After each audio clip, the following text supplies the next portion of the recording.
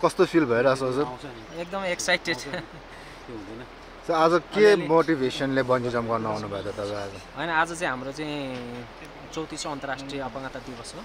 So यो अपाङ्गता दिवसकै दिनमा चाहिँ केही एउटा चाहिँ एडभेन्चर गरौँ होइन। अब कसैले पनि अब हुलचेयरमै चाहिँ बन्जी गर्नुभएको छैन, त्यसको लागि पनि एउटा चाहिँ पहिलोचोटि गर्दै हेर अरू साथीहरूलाई पनि एउटा चाहिँ इन्करेज गरौँ भन्ने चाहना हो खास।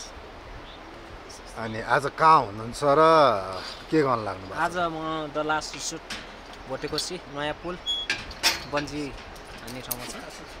बन्जी हान्न गइरहेको छु म, एकदमै एक्साइटेड भएर।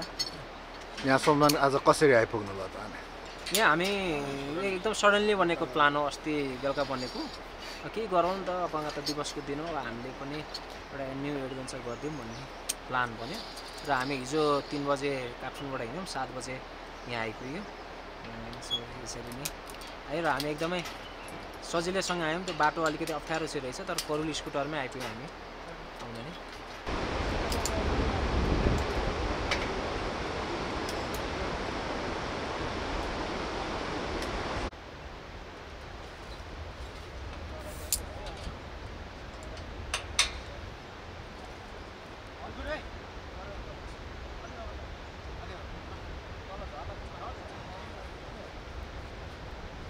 झर्ने नि हो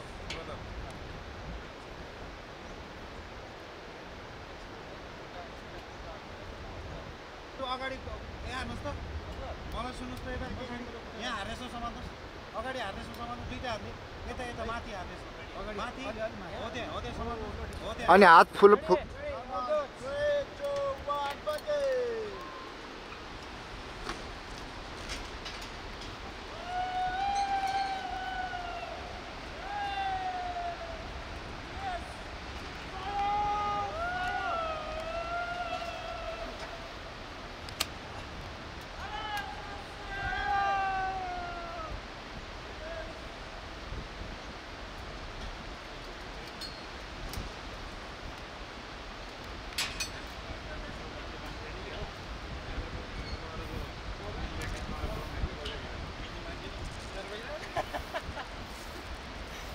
छैन त राम्रो बब्बा